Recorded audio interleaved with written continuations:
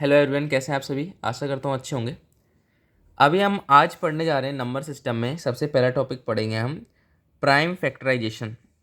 Prime factorization prime factorization जिसको हिंदी में हम कहते हैं अभाज्य गुणनखंड। अभाज्य गुणनखंड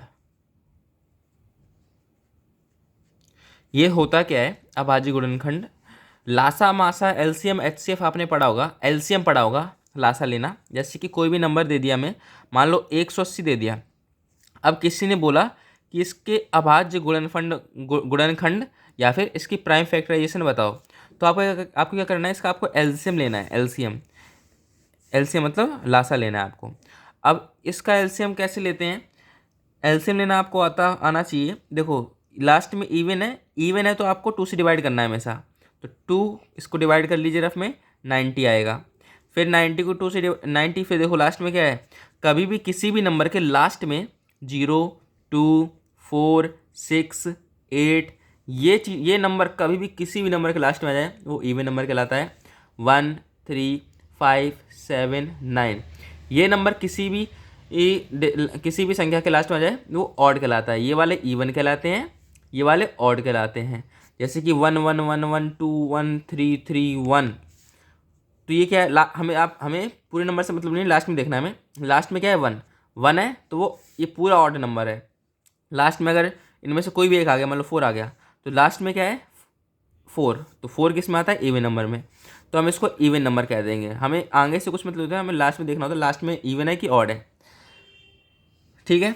अब और इवन होता है तो हमेशा 2 से डिवाइड होता है। इवन नंबर हमेशा 2 से भाग होते हैं। तो एलसीएम में क्या करना है आपको? लाइन से पहले आपको 2 से डिवाइड करके देखना है। 2 से भाग करो, अगर 2 से भाग हो जाए तो फिर 2 से भाग हो तो फिर 2 से भाग करो।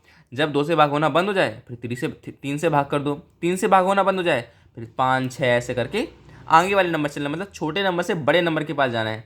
तो इसको भाग करो, 90 से होगा। फिर आप इसे भाग करो। तो 2 को 90 पे भाग करोगे तो 2 चौके 8, 2 पंचे 10, 45 आया। तो फिर देखो 2 से भाग किया तो 45 आया। अब देखो क्या है लास्ट में? इवन तो है नहीं, इवन नंबर नहीं है तो ये 2 से नहीं कटेगा। तो आपको 3 से देखना है, क्या 3 से कट सकता है ये? 3 से काटो, एक ट्राई करके देख लो। 45 डिवाइड बाई 3, 3 बन जा 3, 1 बचा, 5 उतार लिया नीचे, 3 5 जा 15, 2 कट गया 15। तो 3 15 जा 45। फिर ये देखो क्या 15 थी, अब ये 15 क्या है? ऑड है, तो ये भी 3 से कटेगा। 3 5 जा 15। अब ये 3 से कटेगा नहीं, तो 4 से कटेगा नहीं, 5 से काटो, 5 बन जा 5। 1 तक लाना है, मतलब एलसीएम ले लिया आपने। अब इनको क्या करो? गुणा में लिख दो। 2 गुणे 2 गुणे 3 गुणे 3 गुणे 5। ठीक है। आपको एक बात बता दूं मैं, अलजेब्रा का एक नियम होता है। अलजेब्रा में क्या नियम होता है कि अलजेब्रा में ये नियम होता है कि अगर आप सेम नंबरों को मल्टीप्लाई अगर जैसे कि हर नंबर जो होता है, कोई भी नंबर लिखो, ए ले लिया, ये मान लो कोई भी एक नंबर है, हर नंबर की पावर हमेशा एक होती है। घात, पावर को घात कहते हैं हिंदी में। हर नंबर की घात 1 होती है। और एक इसका नियम है कि गुणा में घातें जुड़ती हैं, मतलब गुणे में पावर्स ऐड होती हैं, जुड़ती हैं। जैसे कि यहाँ एक क्वेश्चन देखो, एग्जांपल देखो, जैसे A multiply A square multiply ए। तो हर एक नंबर की घात क्या है? 1 1 1।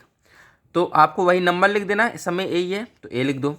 अब क्या है? गुणा में घात जुड़ती हैं, तो 1 + 1 2 + 2 1 प्लस ये 4 हो गया, +1 5, तो ए की घात 5। तो ये नियम होता है। जैसे कि अगर एक क्वेश्चन ले लें, ए मल्टीप्लाई बी मल्टीप्लाई ए देखो कितने हैं? 1 2 3, ए लिख दो। इसकी भी घात 1 है, इसकी भी 1 है, हर नंबर की घात 1 है। अगर कुछ नहीं लिखा तो 1 2 3, तो ए की घात 3, गुणा का गुणा। बी कितने हैं इसमें? 1 2, इसकी घात 1 है, इसकी घात है 1 1 2, तो इसकी घात 2। तो इसका ऐसे लिख सकते हैं। तो जैसे ये हमारा आंसर आया, तो इसका आप क्या लिख सकते हो? 2 की घात 2 गुणा 2 की पावर 2, 3 की पावर 2 गुणे 5 की पावर कुछ नहीं है तो 1। ये हैं इसके प्राइम फैक्टराइजेशन। तो क्या क्या है इसकी प्राइम फैक्टराइजेशन? ये हो जाएगी। अब इसके हम कॉम्बिनेशन आगे लिख सकते हैं। अभी मैंने आपको सिर्फ ये दिखाया है कि करना कैसे है आपको प्राइम फैक्टराइजेशन। ठीक है। आशा करता हूँ समझ आएगी। अच्छा ये देख लो, जैसे कि इतना तो आ गया, इसको हम प्राइम फैक्टराइजेशन कह दिए। अब अगर वो उसने पूछ दिया कि कितने नंबर हो सकते हैं, तो वो कैसे निकालते हैं। जैसे कि उसने बोला कि 180 के कितने गुणनखंड हैं, ये तो आपने प्राइम फैक्टराइजेशन कर दी। इस तरीके से आपने इसको लासा लिया, घातों में लिख दिया हर एक नंबर को, तो ये तो आपने कर दी प्राइम फैक्टराइजेशन। अब अगर क्वेश्चन में ये पूछ लिया कि कितने गुणनखंड हो सकते हैं, मतलब कितने कितने फैक्टर हो सकते हैं, तो उसके लिए क्या करना है आपको, हर एक नंबर की घात में एक जोड़ देना है। दो, इसकी घात 2 है तो 2 में एक जोड़ोगे तो 3 हो जाएगा, गुणा इसकी घात 2 है, देखो 2 में एक जोड़ोगे ये भी 3 हो जाएगा, गुणा 5 की घात 1 है, इस एक में भी एक जोड़ोगे तो 2, मतलब घात में या पावर में एक जोड़ दोगे और उन नंबर्स को मल्टीप्लाई कर दो। 3 3 9 9 18, मतलब 18 फैक्टर हैं, 18 गुणनखंड हैं इस नंबर के। ये नंबर 18 नंबर से डिवाइड हो सकता है। तो ऐसे निकालते हैं प्राइम फैक्टराइजेशन।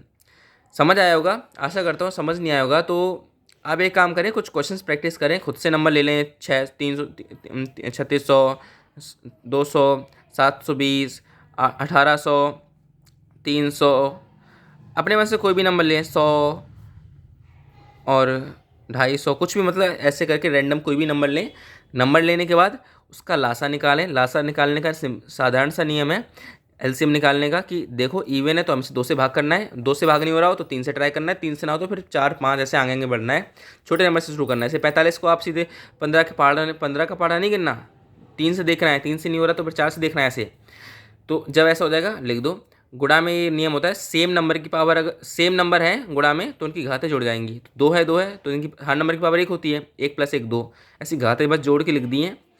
और रिपीट कर लेना अगर समझ नहीं आया होगा तो। और नंबर ऑफ फैक्टर कैसे ये कितने घात, मतलब कितने गुणनखंड होते हैं वो कैसे निकालेंगे, बस घात में एक जोड़ो, 2 में एक जोड़ा 3, इस 2 में एक जोड़ा 3, इस 1 में एक जोड़ा 2, तीनों गुणा करो 18, आंसर 18 होगा ऑप्शन में।